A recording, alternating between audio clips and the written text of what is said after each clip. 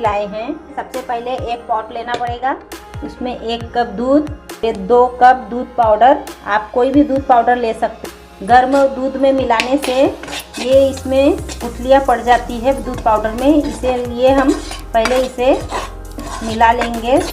अब इसमें 1 कप शक्कर डालेंगे। इसमें थोड़ा थोड़ा घी डालते जाएंगे, कम से कम 2-3 चम्मच के लगभग, बस।